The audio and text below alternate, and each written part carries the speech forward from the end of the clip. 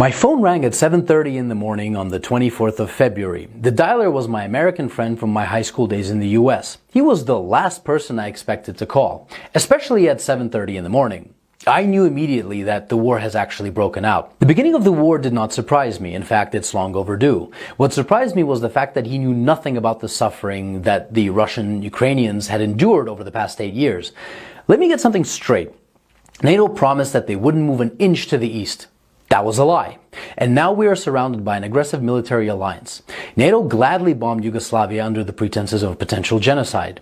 Did they bomb just military installations? No. NATO destroyed schools, hospitals, bridges, cultural monuments, private businesses, and industrial plants. Did you forget about that? Did you forget about how NATO pumped money and weapons into Georgia right before Georgia bombarded Russian peacekeepers and civilians? Of course you did. Because your media doesn't want you to know. Did you forget how yet another territory was ripped away from Serbia? Do you not remember Kosovo? Did you protest then? I bet you didn't, and I bet you didn't even care. Did you forget the invasion of Libya? If you're in Europe, you can't forget. Thousands of migrants are your daily reminder of what your governments did to that country. Did you protest the illegal invasion of Syria by Turkey and the US? I bet you didn't. Do you care about Saudi Arabia starving Yemen? I bet you don't. Do you care, or did you care, about the illegal invasion of Iraq and Afghanistan under false pretenses? What, they aren't people to you? Why haven't you been vocal against the murder of children and civilians at Iraqi and Afghani weddings by American bombardment? Ah, that's right. They're brown people. They're probably worth less to you. Where were your crocodile tears when Kiev started bombarding Ukrainian Russians in the east simply for doing the exact same thing as the Ukrainians did in the west, was to get rid of a corrupt government? Where were your crocodile tears when Kiev shut off electricity and water to Crimea?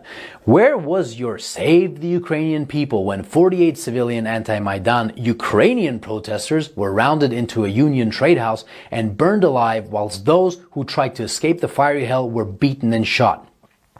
Do you by any chance know who the Madonna of Gorlovka is? Do you know what the Alley of Angels memorial is? Let me give you a hint. People engraved into that memorial aren't alive and they are not adults. Did you shed even one digital virtue signaling tear when the children at the children's beach in Zagreb were purposefully bombed by the Ukrainian military using illegal cluster bombs? I bet you didn't. But that's okay. How would you? Your mainstream media keeps you in the dark. For 8 years, the US and its allies have been pumping billions of dollars worth of lethal weapons into Ukraine. For 8 years, the Ukrainians have been waging a war with their own people in the east. And for 7 years, Russia and the people of the Donetsk and Lugansk republics have been patiently waiting for Kiev to adhere to the Minsk agreements. Should Russia have waited maybe 20 more years? You know, the amount of years that the US spent killing Afghanis.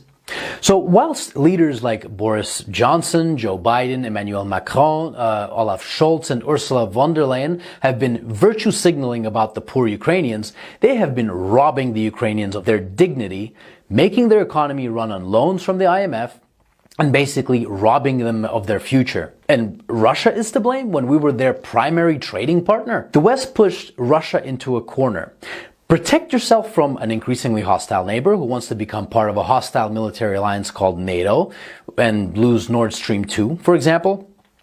Or watch Russian Ukrainians get slaughtered by the thousands. The West wanted to fight this war with Russia until the very last Ukrainian.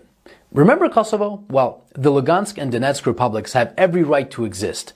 Russia didn't set the precedent. Your leaders did when they recognized Kosovo. And final food for thought. Why was there no bombardment of innocent civilians in Crimea, even though it's closer to Kiev than Donetsk is? I'll give you a hint. The actual Russian military was there, protecting the people. Here's another. The Ukrainian army has been fighting this invisible Russian army for 8 years now in the east, according to your mainstream media. Why then did the Ukrainian army collapse within 24 hours when fighting the actual Russian military? And since it did, what do you think your tax dollars were doing in Ukraine? That's right. Your tax dollars were used by Ukrainians in the West to kill Ukrainians in the East. And you didn't give a about it. So if you haven't been following this conflict from day one and now you put the blue and yellow flag on your photo, wipe away your crocodile tears, please, and find out why your governments have been supporting those who have made a Nazi criminal, Stepan Bandera, their national war hero.